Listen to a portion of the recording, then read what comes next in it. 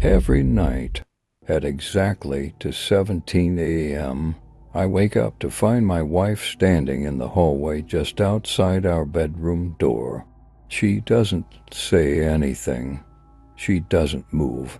Just stands there, head tilted, staring straight at me like she's trying to remember something important but can't. At first, I thought it was sleepwalking. Stress, maybe. Her work's been rough lately. But when I softly called her name, she didn't flinch. Her eyes were wide open, still, cold, and though I whispered gently, she didn't respond. It was like she wasn't even in her body anymore. The next morning, I asked her if she remembered anything. She laughed, said I must have been dreaming. "You're the one with weird sleep habits," she teased. It felt off. I know what I saw. And every night since then, I've woken up at the same time, every time she's closer. Second night, she was inside the room just past the foot of the bed. Third night, she was standing beside my pillow. I pretended to be asleep, afraid to move. Her breathing wasn't normal. It was shallow, rhythmic, rehearsed, as if she was mimicking the act of being human. I started recording at night. Nothing, hours of silence except for the audio spikes at 2:17 a.m. Just static and a high-pitched tone. No video glitch, no motion alerts. But I wake up each time with a cold sweat, eyes meeting hers in the dark. I never see her go back to bed. On the fourth night, I locked the bedroom door. I didn't tell her, but at exactly to 17, I woke to hear the handle jiggling. Not fast, just a soft twist, then stillness. No knocks, no footsteps, just the sound of breath on the other side. I didn't sleep till sunrise. The next day, I noticed something chilling. Her phone camera roll had dozens of pictures of me sleeping. Different angles, close-ups. One showed my eyes slightly open. I never posed for these. And worst of all, some were time-stamped for 2:17 a.m. while the door was locked. That morning, I confronted her calmly, asked her why she took those photos. She stared at me like I was accusing her of something absurd. "What pictures?" she asked. I showed her. Her face went pale, then she smiled, but it didn't touch her eyes. "I didn't take those." She insisted someone must have hacked her phone. "Maybe your sleep app took them," she offered. But I never downloaded a sleep app, and there was no sign of forced access. No one else lives here. I checked the timestamps again. Every photo was taken at 2:17, always. That night I pretended to sleep with the camera rolling again, but this time I angled it toward the hallway. I wanted proof, something I could show her or anyone else to prove I wasn't losing my mind. I triple-checked the lens, hit record, then crawled into bed. At 2:17, I felt the chill before I even opened my eyes. But this time, she wasn't outside the door. She was crouched at the foot of the bed, closer than ever, still, silent, staring at me, like a wild animal assessing its prey. I didn't move, I just watched her back. Her spine was curved unnaturally, her breathing delayed off rhythm. Every few seconds, she'd tilt her head sharply as if listening for something just beyond her range. Then, without warning, she stood up and slowly backed out of the room, still facing me the whole time. When she was gone, I bolted for the camera, watched the footage, but the hallway was empty. My bed was empty. The camera didn't pick up any motion. It was as if the lens just went blind at 2:17. No image, no sound, like reality had glitched and skipped that moment. I felt sick, shaking. That night I didn't sleep. She came in the next morning humming like nothing happened. Made coffee, smiled wide, asked me if I slept well. I told her I didn't. She laughed and said, "That's a shame, you look so peaceful last night." I started sleeping with the lights on. She didn't say anything about it, just watched me too calmly. One night I asked her straight out, "Are you sleepwalking? Do you know what you're doing at night?" She tilted her head, smiled again, and whispered, "Do you?" That night I left the camera off. No traps, no tricks. I wanted to see if anything changed.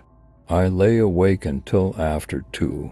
Nothing, no footsteps, no breathing.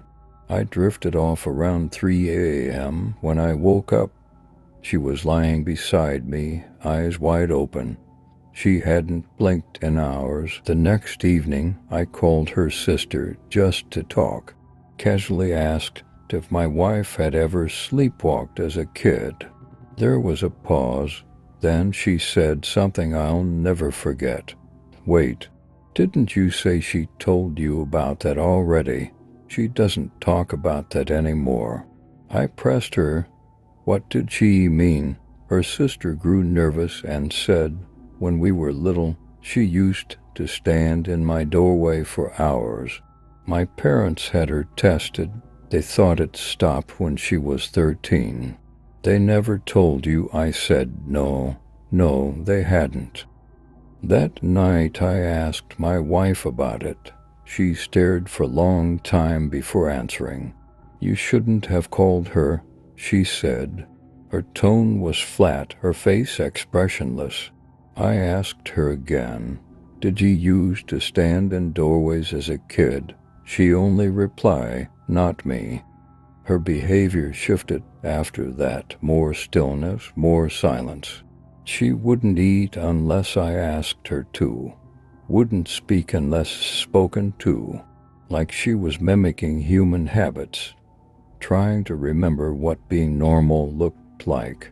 Every now and then, I'd catch her watching me. One evening, I came home late and found her standing in the living room in total darkness. I turned on the light. She didn't blink. "How long have you been standing there?" I asked. She smiled. "I never left." Her voice was calm, but the house alarm had never gone off.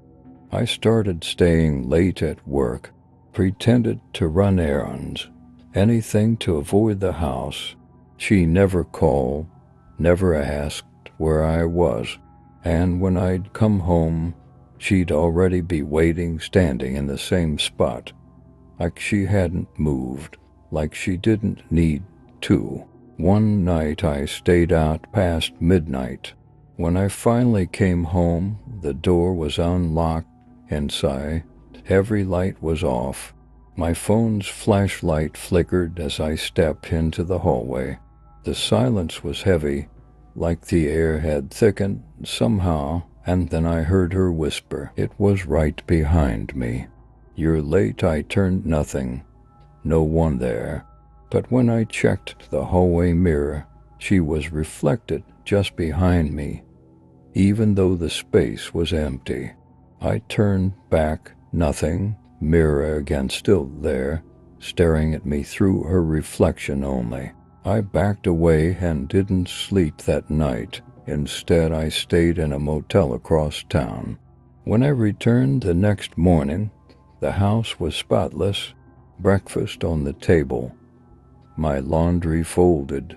She acted like nothing had happened, like everything was exactly as it should be. I asked her directly, "Were you home last night?" She just nodded. "Did you see me leave?" Another nod. "Did you follow me?" She smiled. "Why would I follow you when I've always been right here?" Her tone wasn't sarcastic. It was matter-of-fact, like simple truth. I checked the house for signs, windows, cameras, anything, but all was normal to normal, no tracks, no alarms. It was like the house itself was hiding something, or maybe working with her.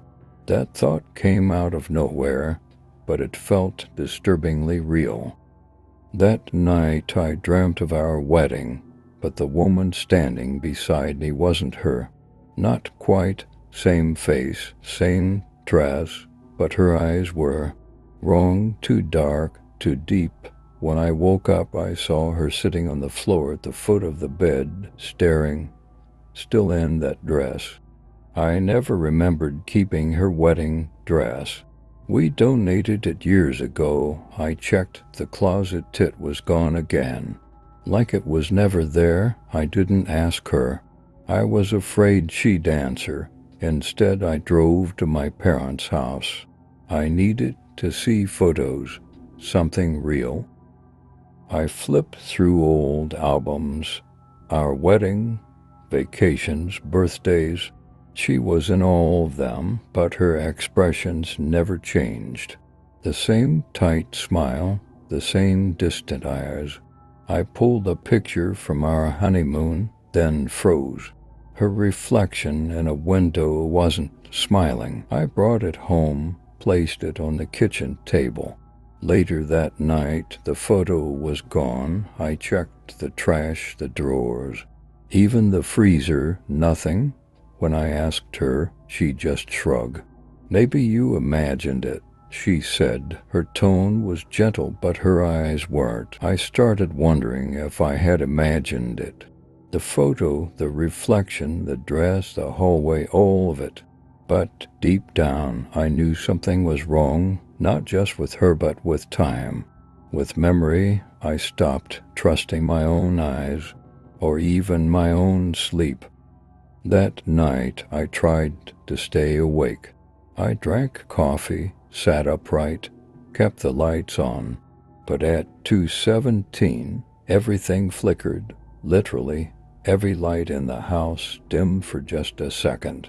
Then I blinked and she was sitting on the bed, facing away from me, breathing, waiting. She didn't say a word, I didn't either. We just sat there, both pretending we weren't afraid. I tried to speak, my throat locked up. I looked at her hands, they were folded neatly. Neatly, like they were placed that way by someone else, someone who studied us. When I finally whispered her name, she turned around slowly, not startled, just deliberate. Her voice was soft.